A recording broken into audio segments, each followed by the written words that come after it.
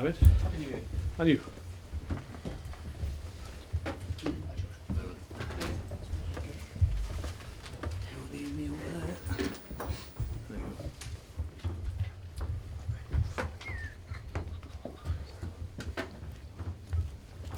Ahmed.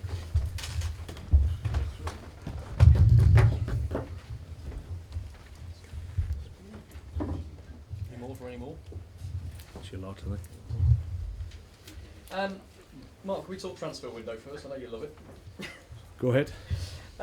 Look, I mean, in fairness, most of the speculation at the moment surrounds outgoings, potential outgoings from some of your star players, which I can't imagine enthuses you too much. But Boyan has been a reported target for many, with a supposed clause in his contract that he could leave if somebody pays £10 million. Can you put us straight on that? Yeah, there's obviously a lot of speculation. You get speculation. I think every club does, in terms of the quality players that whoever club you're talking about, the star players in that group gets speculation. That's what we're getting at the moment. But there's a lot of misinformation out at the moment. There's no clause. There's no intention or desire from us, certainly as a club, or from Boyan and his people.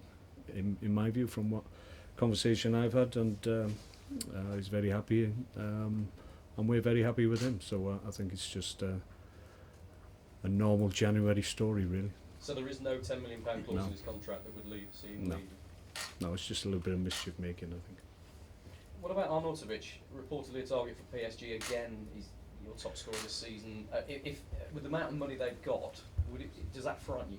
Potentially somebody like them coming in? No, it's like I said, take these stories with a pinch of salt, to be perfectly honest. They get bandied about and they get headlines, and where they originate from, nobody really knows. Whether or not it's for people trying to create a market, or it's people close to the players. It's all different circumstances. I don't know where they come from.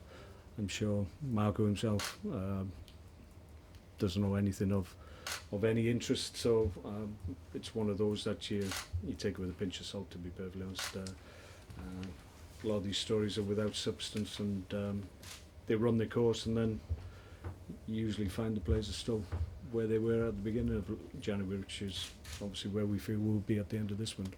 I think he's only got 18 months left on his contract. Is that something you'd like to see extended, though? Yeah, we've had conversations. That's ongoing.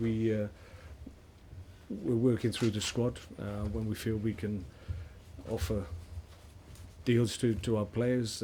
We just recontracted Eric Peters, of course, so that's something we're really pleased about. Had a good season. So Marco is one of those players we'd like to do something similar with, but it's taking a little bit longer. But it is what it is. But the intention is there to keep our good players if we can. You've appealed against Jeff Cameron's sending off. What's your thinking? Well, we think it was a little bit hard done by. We think the player himself made a meal of it, basically, for want of a better phrase, and was hoping that there'd be a sanction on Jeff. We didn't feel it warranted a red card in the first instance. A yellow card. I saw an incident in the Spurs-Everton game where I think it was Lamela flicked out an arm, hit the lad in the face. He gets a yellow card for that, so I don't think there's any better or worse than what Jeff did. So there's got to be consistency in decision making. We weren't, having seen the incident back again, we weren't quite sure the referee got a clear view of it because there was people in his way. So we've all put that down, and we'll see where it takes us. We'd love it to be rescinded, but we'll have to wait and see. Does it make it difficult for you to plan for a little bit the game? You don't know if he's available. No. We I think probably 5-6 o'clock this evening we'll get an indication, hopefully one way or the other, so we can start to plan accordingly. Obviously we've got things in place for every eventuality, but it's not ideal. 3 players sent off against West Brom in 2 games. And I think you said in your post-match comments that you weren't too happy with the behaviour of West Brom's players in those instances. What were you referring to? You think they've deliberately tried to get your players sent off, do you? Well, I think if you think back to the incident, certainly the FA thought one of them was Aflai, and they looked at that again and they reduced the sanctions. So obviously they felt that it was a little bit hard for what the incident occurred, and I just felt a couple of the West Brom players didn't cover themselves in glory, to be perfectly honest. From our point of view, yes, there's certain situations you've got to be careful and you don't react to them, but then you obviously you got to hope the referee sees it for what it is and how severe the sanction is. It just seems that if Jeff's going to get a 3-match ban for that incident, I think there needs to be degrees of severity when violent conduct is thrown out there, and I think it's fair to say Jeff's incident was at the lower end of the scale, I would suggest. How frustrating for you? You had a brilliant Christmas. You've beaten Manchester United, Manchester City, Chelsea, and then you lose to West Bromwich Albion. I mean, you mentioned those 3 teams you've beaten, and you're still 10th in the table, which is where you were last season, 3 points better off than this stage last season. I don't want to make it all negative, but you've shown such good strides, and then you take one stride back. Yeah, it seems like that. We were a little bit frustrated at the weekend, obviously, because it was a good opportunity for us. Still a difficult fixture, don't get me wrong, away at West Brom isn't easy under any circumstances, but we went into the game in good form. We'd had good performances, high level performances, and we just dipped below that for whatever reason. So that was the disappointment on the day. But over the festive period, we've overachieved in terms of what our expectation was in terms of points. So we can't be too disappointed. Immediately after the game, when I have to go in front of you guys and give my initial thoughts, obviously I was very disappointed on the day, but you look back and put it in perspective and realise you've got another big game coming up as well, so we prepare for this one, put that disappointment behind us at the weekend, and as always, and I've said it many times before, when we do disappoint ourselves, more often than not we bounce back immediately, so it's something that we expect and demand of our players tomorrow night. Cracking at home at the moment, 5 wins out of the last 6 at home. Mm-hmm. Do you have to use that in this first leg? Do you need to go to Anfield with an advantage? Ideally, yes, we want a winning advantage. We want to take something to Anfield. What we don't want to happen is obviously be out of the tie. We don't feel that will happen. As you say, we're very strong at the moment at home, and we're playing exceptionally well at home.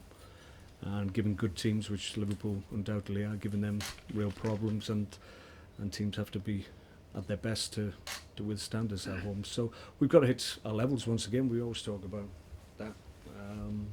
But if we do, then we can go up against any team in this league and give them a problem.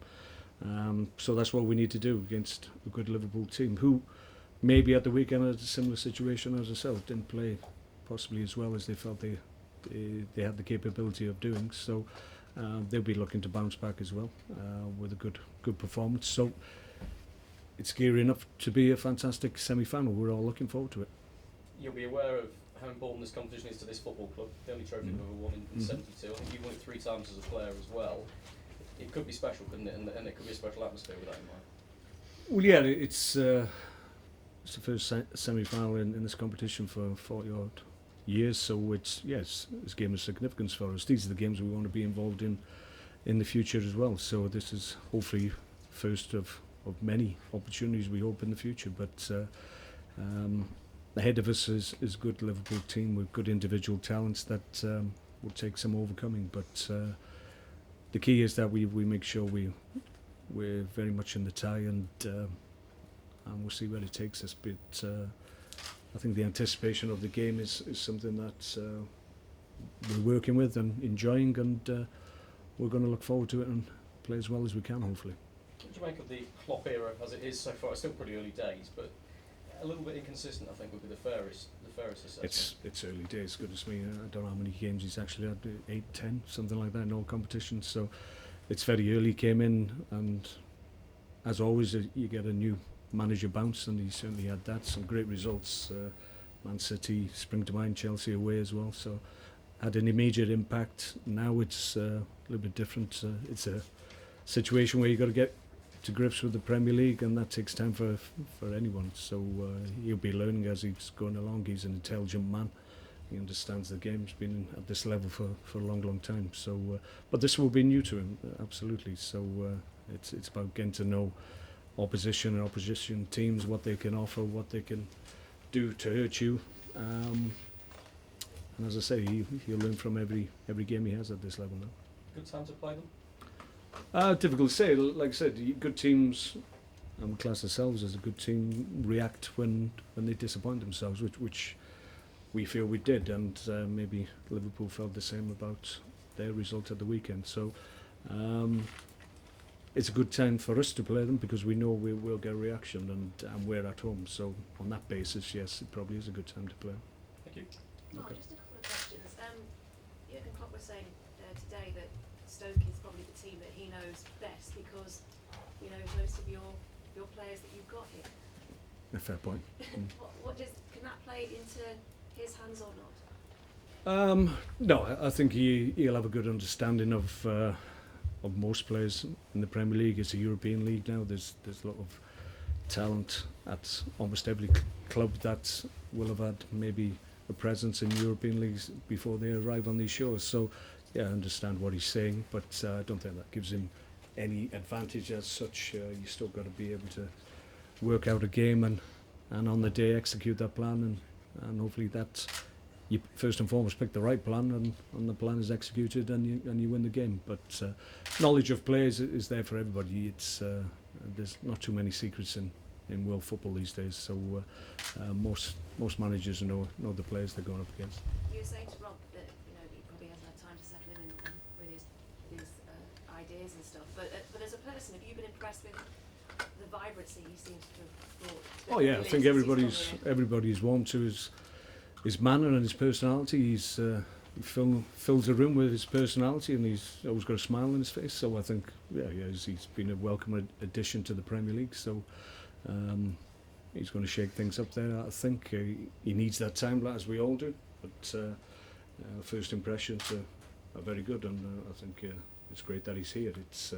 He's a big name manager. Had a lot of success in European football and domestically in Germany. So he'll want to replicate that as well. So it's a great appointment from Liverpool's point of view. I think of the managers that were available, he was undoubtedly the best fit for them.